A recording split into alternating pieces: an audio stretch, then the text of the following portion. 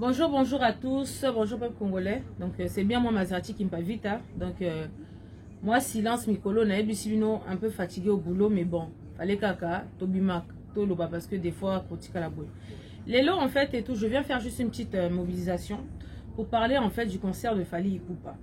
C'est vrai bozo mon abande qu'on a vu sur basé belé ba yaya ba résistant ba combattant donc ba tunyo surtout ba tombo qui ba boyi concert ya Fally Ipupa. Moi, je voulais faire passer un message concernant ce cancer qui n'a pas lieu d'être, en tout cas, pas pour le moment. Alors, Bandeko Boyokaki, en ce moment, Fally Ipupa, en fait, il a contacté un groupe de combattants. Na autant comme on a bangoté parce que voilà. Mais, contacté un groupe de combattants pour proposer mbongo. Donc, il y a un groupe de combattants qui ont accepté.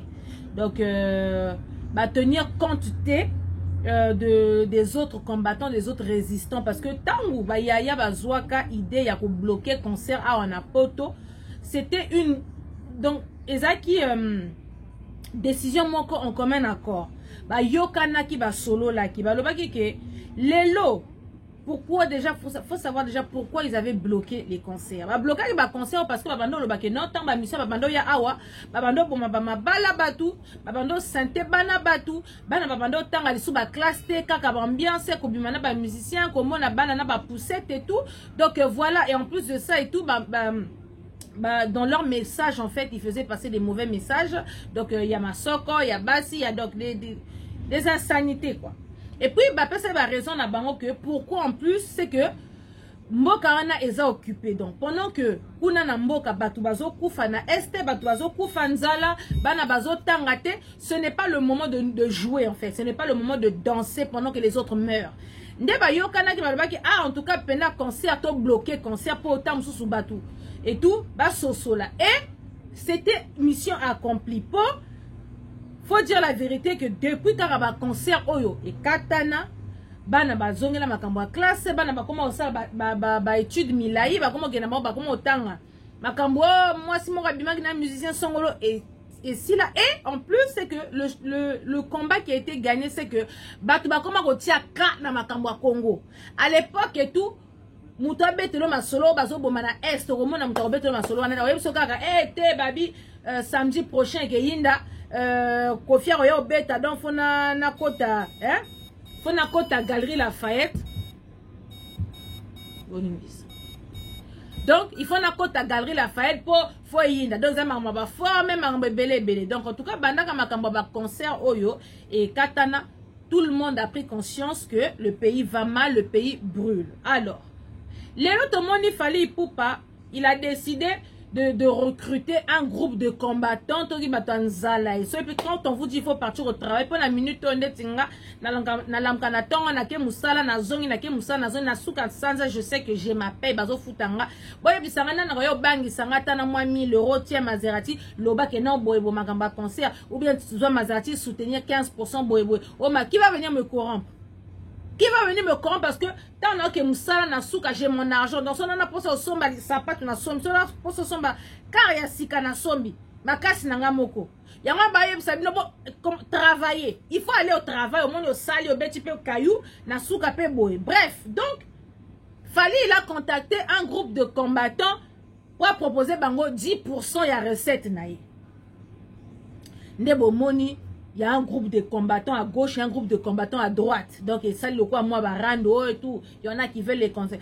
Si on va parler des 10%. Parce que moi, je suis venu vraiment décortiquer. Après, on sait la conclusion. Donc, voilà, Bandeko. Proposer 10% dans Bandimi.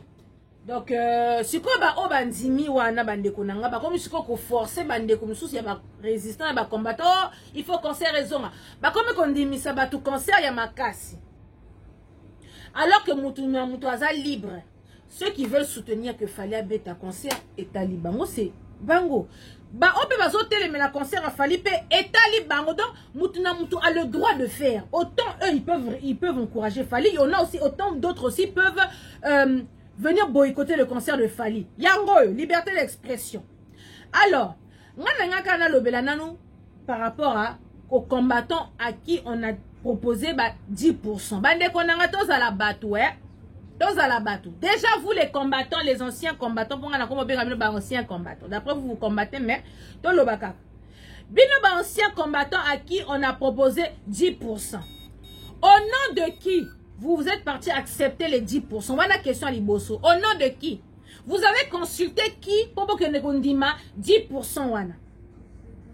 2.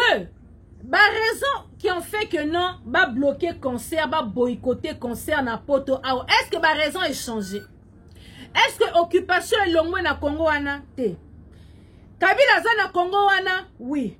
Ba Rwanda baza na Congo wana? Oui. Na Beni bazo boma? Oui. Na Est bazo boma? Oui.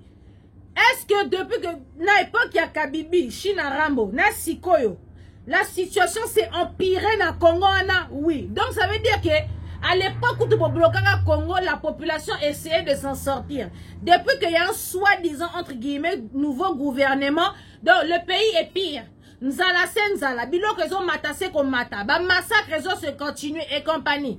Boye bisanga sikoyo. Numéro 2, ça c'est ma deuxième question. Raison besoin qui t'a bloqué concert. Oh, parce que Mboke ont occupé. Boye, est-ce que situation ya Congo wana échangé? Échangé te. En 3. Bino bondimi makambo ya ba 10%, wana ba pesa bino 10%. Pombongo wana ekende wapi? Pobo sala ni na mbongo wana. Vous acceptez ça sur base de quoi? Toyo qui m'a répondu bino par rapport à ça, na boyo capable congolais. Demandez-vous. Boyo kakimuyibi ya ancien combattant. Bazolo ba boye que les 10% wana tant ba musicien ba robando foot à bango ba 10% ba roza mbongo wana po ba aider batu na Congo. Je viens vous répondre à vous les anciens combattants batu anzala o bandimi ba 10%. Vous savez combien de subventions ce pays-là a Zouaka? Bon, est-ce que vous voyez le nombre d'argent et quoi Taranamboka? On est qu'un wapi? Prix Nobel de la paix, Denis Mukwege. Vous savez combien il est subventionné? Vous voyez combien de milliards et quoi Tarawana pour aider la population? Si vous voyez, ça va 10% wana oye fali à repérer Sabino. Et ça combien? Et ça combien? Pour botinda na nani na Congo wana. Dans quel organisme? Bozana et quel organisme? Bozana quelle association moko boye reconnu au association de la diaspora. Bino bosala comme association moko comme la diaspora. Pourtant mususu, sauf que c'est une association moko au nom de association de la diaspora congolaise. Donc ça veut dire que vous bozo bimana combo et association de la diaspora congolaise. Donc ça veut dire que fallait tant bozo pesa ba 10% association ngoyo ba mbongo oyo. Donc on va faire des dons à Beni na Est tant soupe na Kinshasa parce que ça galère à Kim. Pourtant pona ba mboka kuna mama wana tant so a osa bilanga naza na mwa matembele kezanga mais ba obaza na Kinshasa il y a pas de bilanga matembele. Donc elle est obligée d'aller acheter.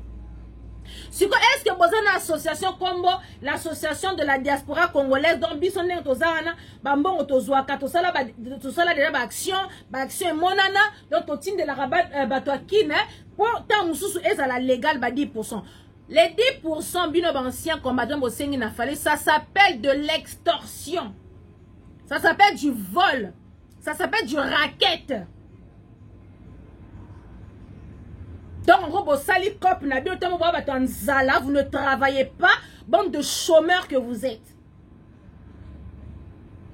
10% wanaboye bisanga en tant que qui? Borotine n'a pas nani, n'a pas famille n'abino, bobotika na Congo. Et puis mbongo ngweza combien? 5 000 euros, 10 000 euros va repère Sabino. Bonne bozana boya batanzala bino nyoso. Donc, tant que 10% n'a pas repéré Sabino. Donc, ça veut dire que Bino déjà au bimisi mitou au fallait à bête. Beaucoup il la batou baya pomba. Toro bête à Bino boromona. Beaucoup on dit mais ça batou concert on a ma classe. Même que sopi. Vous me faites penser à Judas Iscariote.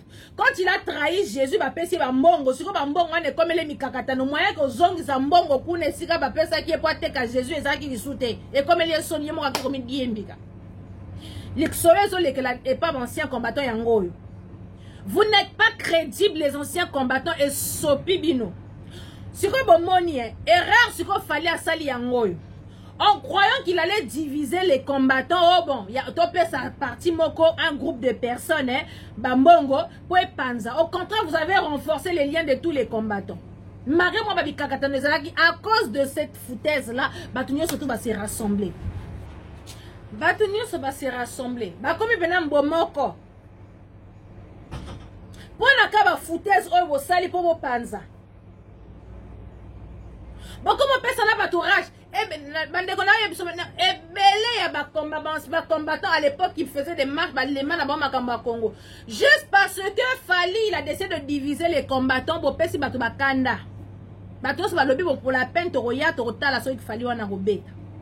donc, moi-même, je te dis franchement, tu n'aurais même pas dû faire cette erreur-là. Fallait que les combattants na game, na bango, na jeune, na bango, que non, il y a qu'au boycotter le combat. Et puis toi, fallait faire ton concert na banenge na ozo ba mettre na ba ya pomba ka nenge zalaka.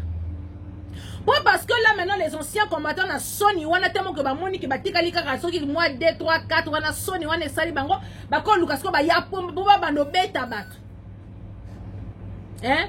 Vous les anciens combattants, bon bloquer ba concert ba JBT, bon bloquer concert à Fali na Bruxelles te, na Sigal te, bon bloquer te. Lelo qu'est-ce qui a changé? Même que sopi bino. Na ba bato a Fali kutu ba pro Fali, ba batami, ba tikisko bino, bo bimba mi kala, ba zoba pendant les anciens combattants. Donc vous n'avez aucune dignité quoi. Bino kaka lobby bo finga Fali, bo boycotter ba concert ya Fali, lelo bino mutu bo bimi kala na bino na ye. Si comme Fali il est là, il est assis, il se tourne les pouces. Si comme bino ba papa mi bimba des pères et des mères de famille, besoin de toute la toile. Fali entre temps Fali se tourne les pouces. Si comme bambon wana ba repère sa bino lelo bo lié lelo. Et comme bo signer contrat à vie na Fali, comme mi kala Fali. Est-ce que bo signer contrat à vie? Bon et là qu'on pèse sa bino mutuma, concert rebete, pour ba pèse bino mboro yango ne pèse bino, vous êtes cupide. Si vous m'appelez sinon bon, est-ce que Fali n'est zawana? Donc bino, tala. Bon Monico, les anciens combattants qui ont décidé de suivre Félix, hein, je comprends bango au moins si on va attaquer biso ba résistant, on comprend parce que entre parenthèses, tant qu'il y a qui marionnette en haut, mais Aza quand même président. Bah on va défendre Félix, au moins on comprend ça c'est Félix. Donc quand on voit les anciens combattants qui au Balanda Félix va attaquer biso, tu dois comprendre quand même bon bah hein va bonder la bango attaque comme Aza quand même président. Mais ce qu'on bino ancien combattant au télémélique bozo bunde la Fali Ipupa Fali Poupa mon vieux, je n'ai rien contre toi, tu le sais, je t'aime beaucoup. Na lingyo mingi Fali oyebi. Na lingyo mingi. Je sais même pas combien de vidéos na sala pour toi pour na oyebi sa ba congolais ba linga yo ba encourager parce que tu fais la fierté de notre pays. Je vais en revenir à là. Bino ancien combattant donc si quoi bon que sopi bino si on va pro Fali ba faire gagner la merveille ba ngono soto wana ba batami ya ba gigi boko le ba batami.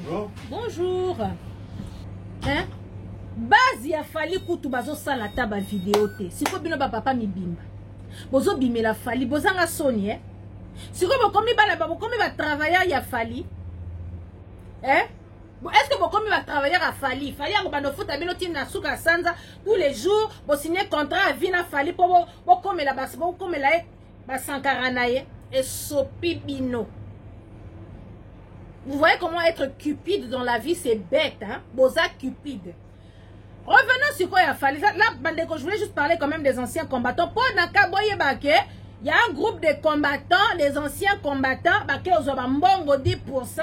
To yebite au nom de qui ba rotina mbongo wana pas nani yango kolia mbongo wango bien tamzo za crop na bango ba dia na ba poche ba 10% wana mais bazo ko sabiso que non ils vont aider au Congo pour aider la population au Congo mais to yoka te que ba sala association au nom de la diaspora congolaise reconnue partout comme ça moi to yebite non tamzo chaque mois to tiarata 1 euro pour to sungaka ba to kinkuna ba bosani que le pays le plus subventionné au monde c'est la RDC mais tant ba UNICEF ba ONU, ba Croix-Rouge, ba Monique, tant bazo que aider Congo wana, ba prêtre wana dans tous les chefs là, bazo ba mon bazo cotise. Donc la population ne voit jamais rien. Maintenant qu'est-ce qui va changer entre ya bangona o ya kamwa ba 6 000 € fallait au Pesadi. Bon moi ko bana bino mi yibi. et sikoyo bokomi kosalela bato bagetapan bobetaka bato bondimisa bato concert ya makasi bocreye baje moko boyeke non oh et tout mama moko et tout babeti mpona makambo ya concert esopi bino. Ça c'était juste pour fermer la parenthèse pour parler des anciens combattants. Fally Ipupa El Maravilloso le king yo moko otaka ne boye aigle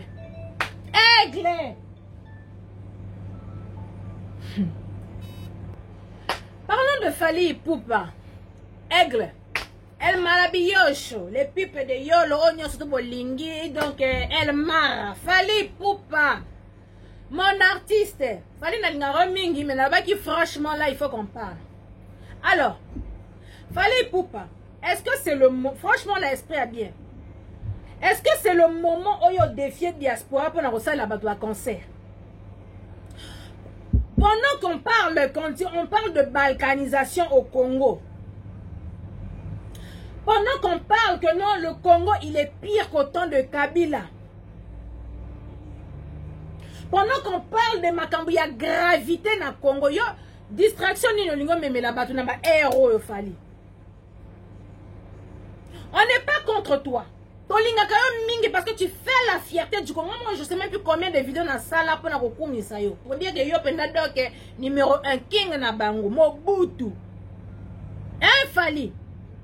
Mais est-ce que c'est le moment de venir défier la diaspora pendant que bozo yokakuna votre président 15% zo lobake nyamulenge baza ba congolais bazo beta masolo ya balkanisation, le pays va mal biloko zo matase comme ça ne va pas? Est-ce que c'est le moment de venir défier la diaspora? Yo mozo mona teke na minute bato baza na ba tension na bango dans le mitema eza chocho olé ba yo lati so kanda ya Félix Tshisekedi olingi ba yo lati so kanda ya Kabila. Fally. Tu es l'artiste le plus engagé dans Mboka wana. Fally Ipupa, tu es l'artiste le plus engagé dans Mboka wana. Oyebi très très bien que Mboka wana ça ne va pas. Il y en a décembre pour les fêtes de Noël. Papa, tu es parti fêter Noël avec les orphelins de Goma quand même. Donc oyebi. On n'a pas à t'expliquer. Oyembe la batu stop à la guerre à Fally Ipupa. O meme la batu mai na kinse sukuna. Tu étais à Abidjan. Au sali concert na yo fallait sali la biso tourner na Rwanda. O konseli batu malaise awa yomo oyebi ko kimaki makambo Rwanda. Faut na reverser parce que trop c'est trop. O kimi na yo donc tu as reversé pendant le bitenga parce que tu sais que les Rwandais nous tuent, tu sais que les Rwandais sont les ennemis. Tu ne peux pas aller faire un concert au Rwanda, impossible. Donc, au bêti, que non, malaise, donc moyen que ça la tournée. Parce que tu savais très bien que si tu partais faire ton concert au Rwanda, le peuple congolais allait te crucifier. Tu le sais. Donc, c'est-à-dire que, aux Alarana, souci, il y a peuple Rwanda. Si vous voyez très bien que la diaspora est en alerte. À la tête du pays. Si vous voyez la tête du pays qui zengi, trisomique 21. 15% coronavirus mikolo to bengai sikoyo mwana mboka to bando zela azo baby sene makambo le pays va mal érosion soki érosion inondation soki inondation biloko zo buka na bato bazo lia bambongo ba sala cop na bango dans les caisses de l'état bazo vider c'est qu'on vider le soir disons mwana mboka il a même pas une parole dans ce pays là Diego Kao. Donc, c'est-à-dire que attention, ça ne va pas. Quand on a politicien, balkanisation. Yo za la petit à Martin Fayulu. Oyebi. Oza pire petit à Mafa. Mafa bima qui peut bête ma solo ya balkanisation. Yo yoka ki angote. Donc ça veut dire que le pays faut aux à un moment concentré quand même la besoin de distraction de pendant que tu as construit ma balkanisation. Hein? Tout le monde est en alerte. Donc c'est dit qu'il faut te faire la mise sur ce que tu Rwandais va ressasser la bite sur ma camba pauvre père. Donc il n'y a pas le temps à la distraction, il n'y a pas le temps. Donc mise sur nos photos à la mise sur Kenge Fally. Batindi yo. Fally comme niko. Concert ezalaka eloko manifestation ya elengi. Ya fête bato lati bien, olati kitoko boye bozo boye célébrer. Vous faites la fête. concert eza place ya rando te. Donc yo moko fallait aux autres bêtises ça concert, mais tu sais très bien que les Congolais sont divisés. On commence à concert ma bandenga boete. Dans ma confie ma yo ça va concert va were et tout. Et ça moment ya sengo. Ba tu ba ye tozo fêter tozo célébrer. Mais tant aux hommes là que ba opposant ba telemeli makambo yo to koko tika te. Yo le problème de ça, olingi ba tu ba kufa. To ba tu ba zoka. Parce que nous, on va venir faire notre devoir de résistant. Pour te boyer ma kamba distraction, wana. Il y a certaines personnes, des fois, si tu as ça, vous ne réfléchissez pas, hein, par pitié. L'école, c'est important. Bah, oh, bazo, le baké, non, prenez, botika, va mettre Gims, botika, va NASA, botika, va, mais non, bah, na mitou na bino. Les Gims, les NASA, les bana koto yo kaka. Bah, iro le ko, bana bakoto, bah, va kipa marama Congo. Pourquoi vous voulez mélanger entre ceux qui habitent au Congo et ceux qui habitent en Europe? Banaza, badaju, bana babotami, ah, basala ba musique na bango, ya banenge na bango, ya bana bakoto. Donc c'est tout à fait normal, basala ba vie na bango. Puis bon, na bango, bakena okota makamba Congo, bana wana, popo yo sangisa. Des fois, vous avez ma yele, hein. Tant qu'on venait dire, bon, ni poani botiki, ba hiro le coq, ba beta, botika, ba maître Gims, ba beta. Yo mona maître Gims, na Congo. Bana wana ba botama na ba kola na Congo, basala vie na Congo, bien baza bana bakoto. Ba daju bana nyo sotu wana banasa ba botama out. Bon ba kena makamba Congo poto ya hotel emela bango. Est-ce que ça a sens? Et ça a sens que ma question opposera des fois avant de venir dire des bêtises, tu t'assois, tu réfléchis. Entre parenthèses nakangi. Fali concert ezalaka place ya esengo. Si vous avez que non et que yinda, pourquoi tu n'annules pas? Et là, ce que ça va tout passer en plus, c'est que nous les Congolais, hein, tellement que bayebi que batou, tous les producteurs, bayebi que Congolais, ça sert à rien de produire un Congolais en mode concert pour concert nous que tout là, yate pour bayebi que résistant bazana bamboko yo, rotel la concert na yo. Donc c'est à dire que aucun producteur n'ose s'aventurer. Producteur mon retard qui me trouve à casser la bête, ça congolais que si ma te pour yebika repère dans bon naï. Et belé bamando quand non, Fali comme a comme une world et tout ça là, c'est Universel qui produit Fali. Boni boy quoi. C'est pas Universel qui produit Fali parce que Fali ne fait pas assez de ventes. Fali n'est pas Maître Gims. Fali n'est pas Johnny Hallyday. Pour ceux qui sont Universal, hein, ils ont état Universal. Ils ont jeté. Hein? Donc là, je venais répondre aux gens qui disent oh non, Fali mon truc Universal qui a produit. C'est pas Universal. Fali ne fait pas assez de ventes. Hein? Donc voilà, donc c'est pas Universal. Parce que Universal, ils ont quand même hein, entreprise monnaie. Donc ça là, ça engage l'État français. Donc, celui qui produit le concert de Fali, comme on est Albert Youma. Au moment Albert Youma, le même qui avait volé 200 millions de dollars à la Gécamine. Le même Albert Youma, Oyo Shada et Alobi Mouta retourne ma question sur les 200 millions toko retourner la RDC wana. Ce même Albert Youma wana yende Moutazo produit Fali. Na ba fiche ya Fali wana bozo mona Youma production. Albert Youma Moutazo produit Fali. Si vous avez dit que boye bisanga. Oyo comme qui la provocation. Fallait déjà au lobby oyo bêta concernant poto. Au ça va tout kanda. Et en plus on apprend que ton concert il est politisé. Donc c'est dire que batouana mutu bazo tinda il faut bêta concert. Pona nini popo boma combat. Et puis pourquoi forcément Paris? Fali, est-ce que tant qu'on a aussi un concert aux États-Unis, pourquoi vous venez défier juste les endroits clés, les endroits stratégiques du combat?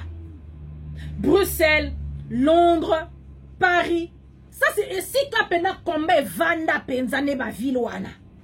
Pourquoi à chaque fois venir défier là? Pour yo yebi que soko yeko beta na Bruxelles et que Simbate, soko yo beta na Paris que Simbate ton allant ba ko telemela yo. Et si ka combat là la kande wana. Bambo kanyo surtout bokenda kana bino bosala ba concert nzambe na bomo inani akipaka bino. E Fali. Aux États-Unis, tu peux sillonner tous les États-Unis d'Amérique. Tu fais tes concerts. Et si au moins on attaque combattant Morobo et hôtel et melon aux États-Unis. Dans l'Afrique, on a tout est tourné africain, donc on a Bidjan, ma belle, et si au moins on attaque Congolais, on a hôtel et melon. Reconnaissez un peu le boulot que nous fournissons en tant que résistants, s'il vous plaît. Pour vous voyez que ce qu'il fallait à Betty concerne à Paris, à Fongo libre porte. Pour vous zonga. Comme ça, les Rwandais vont continuer leur plan de balkanisation. Pour vous voyez que les Congolais vont battre vous zoba makasi. Tous à la kabatu. Ok, là, partout tu fais tes concerts, personne ne te calcule, Fali. Les Rwandais, ils veulent faire leur plan de balkanisation. Donc, ils savent qu'ils sont dans le yenge comme ça, ils vont truc. Ah, on va se mettre dans la balkanisation. Il a fallu yo kangote. Si vous dites-moi qu'est-ce que ça va changer à votre vie. Est-ce que concert va kenda kango na ba tension boyebi que non, oyebi kozo kende concert ya kitembe, tozo kende kaka. Fali likambu nini yo? Likambu nini? Non, au bout d'un moment, soyez un peu réaliste.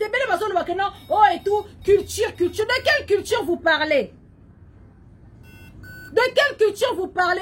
La culture, c'est la musique. Le théâtre aussi, c'est de la culture. L'art aussi, c'est de la culture. La langue, notre langue, le lingala aussi, c'est de la culture. Combien de bino ba complexe pour vendre la diaspora au bolobelata, banana bino lingala? Banana bino ba ibata lingala? Combien?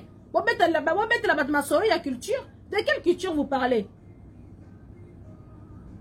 Les lorsqu'ils qui comédien Koufi, il faut que Mama Kunda Bibembe, Olive Lembe, aya ko sala makamba bongo. Et pourtant on a un ministre de la culture kuna.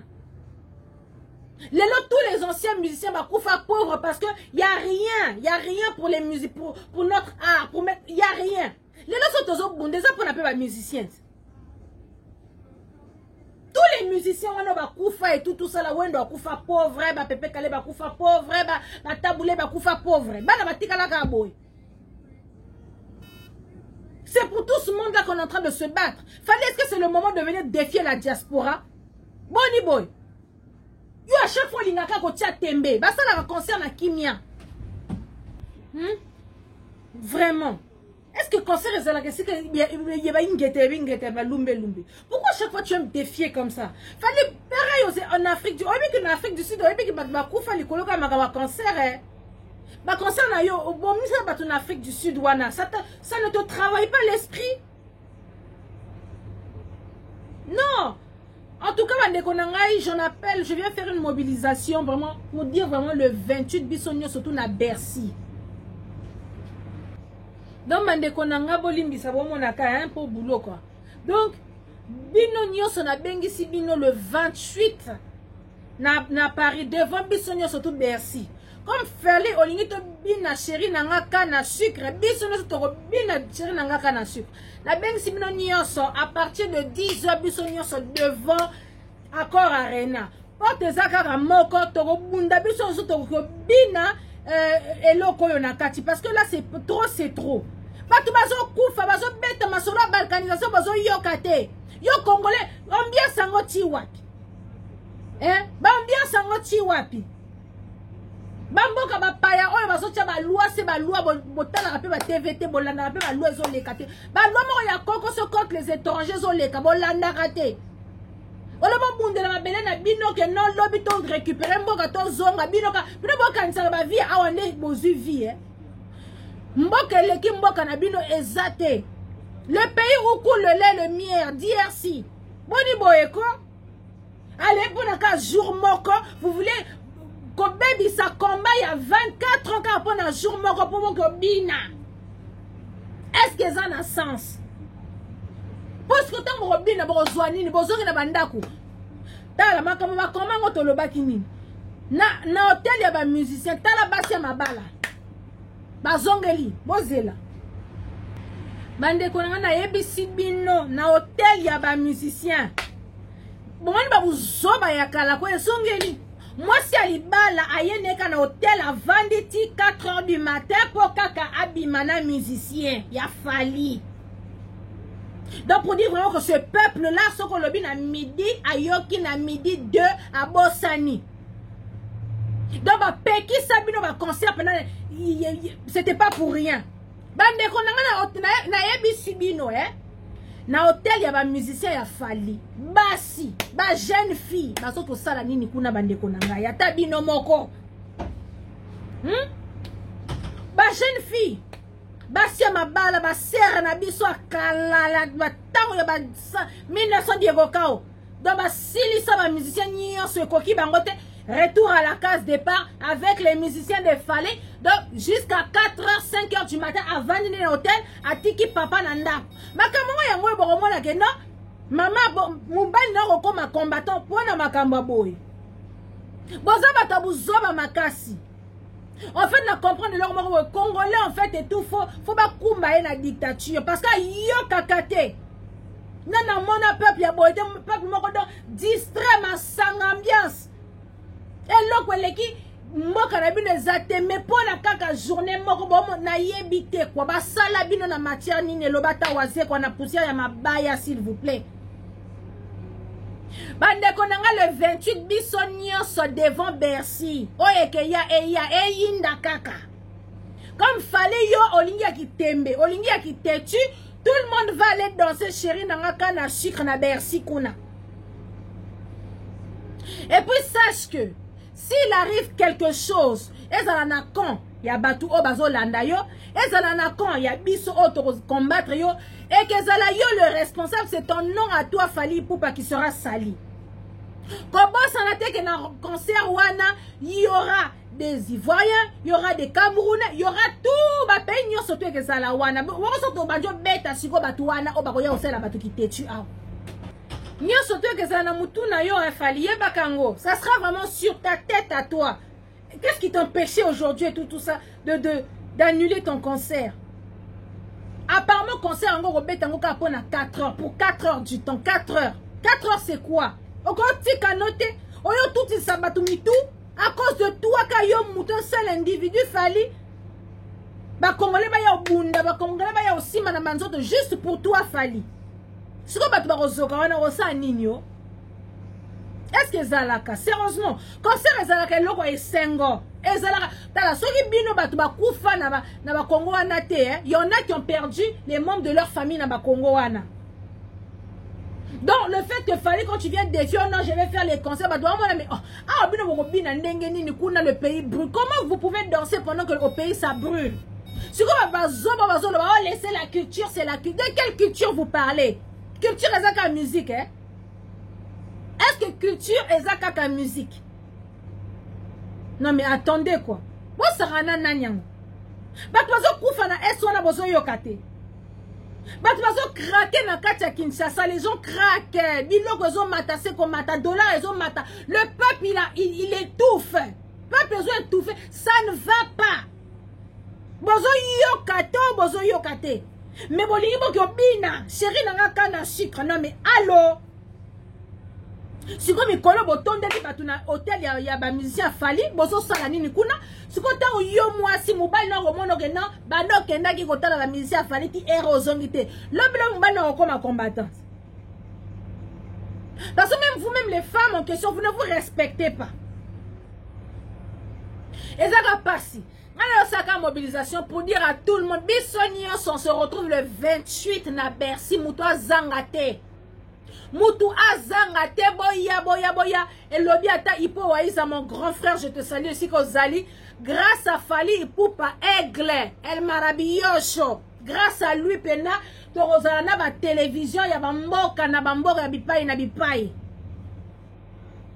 pour l'habitude tant que ça la marche au monde attend sur moi TV5 mais là on aura tout le monde to rozala na BFM Tido to rozala plateau gratuit donc ba tieli biso plateau quoi gratuit. Toro foot ata un eroté. Donc on va bazala bakana BFM TV bakana soki na babenga ngoni. Ba chaîne ya mindela bakana ba chaîne wana nyoso ya poto o le katamsu batioka c'est le moment. Pour grâce à Fally Ipupa notre message il va partir. Donc venez dénoncer, venez revendiquer que ça brûle chez nous. Ce ne sont pas les gens qui vont sauver ce pays, c'est nous qui allons sauver ce pays. Biso, bana elaka. Et on vous a dit que 2020 oyo est l'année de libération. Tozo boto la année oyo. Mboka wana. Faites-nous confiance car on sait de quoi on parle. 2020 oyo, année de libération ya mboka wana. Mais avant de libérer, ils vont nous entendre. Et grâce à Aigle, pourquoi comment Aigle, Aigle, il s'appelle Aigle. Grâce à Aigle, le King, Mobutu, Fally Ipupa, grâce à lui, il nous a offert un plateau en or. Donc, en tout cas, merci Fally. Grâce à toi. Pourquoi yoka biso? Moi, na maye la yoka ka Fally. Babado tchaba lumbe pour la concert tout le temps pour la nine. Là, c'est où le pays brûle. On parle de balkanisation. Parce qu'on a 4 pays. On a une distraction pour Bangoba Katamboka. Allô?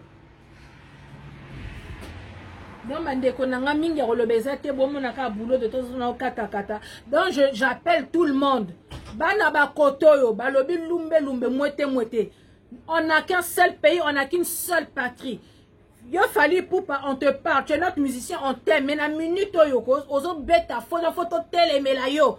Donc, si on lingi moutou, si on moutou, ozo beta ma bête, il faut te telemela yo, yangwana te telemela yo, c'est pas qu'on est jaloux de toi. Ozo beta faux, inge ta peuple congolais le 28, bisonyo surtout na Bercy.